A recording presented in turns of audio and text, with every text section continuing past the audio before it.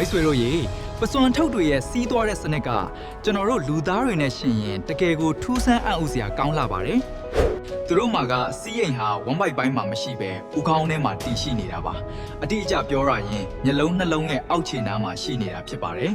ဒါကြောင့်သူတို့စီးသွားတဲ့အခါမျက်နှာပေါ်မှာရှိတဲ့အပေါက်ငယ်လေးတွေကနေတဆင်အပြင်ကိုပန်းထုတ်ကြပါတယ်ဒါမဲ့ဒီလိုလောက်တာဟာစွန့်ပစ်ပစ္စည်းစွန့်ထုတ်ရုံတတ်တယ်မဟုတ်ပါဘူးသူတို့အတွက်တော့ဒါဟာအလွန်အရေးကြီးတဲ့ဆက်သွယ်ရေးကိရိယာတစ်ခါဖြစ်ပါတယ်။ပစွန်ထုတ်တွေရဲ့စီထဲမှာသူတို့ရဲ့အသက်အရွယ်နဲ့ကျန်းမာရေးအခြေအနေတွေပါဝင်နေသလို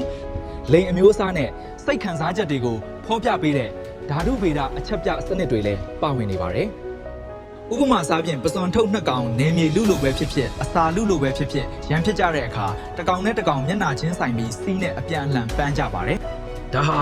ငါဘလောက်တန်ပါလဲဆိုတာကိုကြွားလုံးထုတ်ပြီးရန်သူကိုခြောက်နှက်လိုက်တာပါ။အလားတူပဲအမကောင်တွေကလည်းအထီးတွေကိုဆွဲဆောင်ဖို့အတွက်အထူးသီးသန့်ဓာတုပစ္စည်းတွေပါတဲ့စီးကိုသုံးပြီးအချက်ပြလေးရှိကြပါတယ်။ဆိုတော့ပစွန်ထုတ်တွေအတွက်မျက်နှာကနေစီးသွားတယ်ဆိုတာတဘာဝတရားကပေးထားတဲ့ထူးခြားတဲ့စကားပြောကိရိယာတစ်ခုလိုပဲပြောရမှာဖြစ်ပါတယ်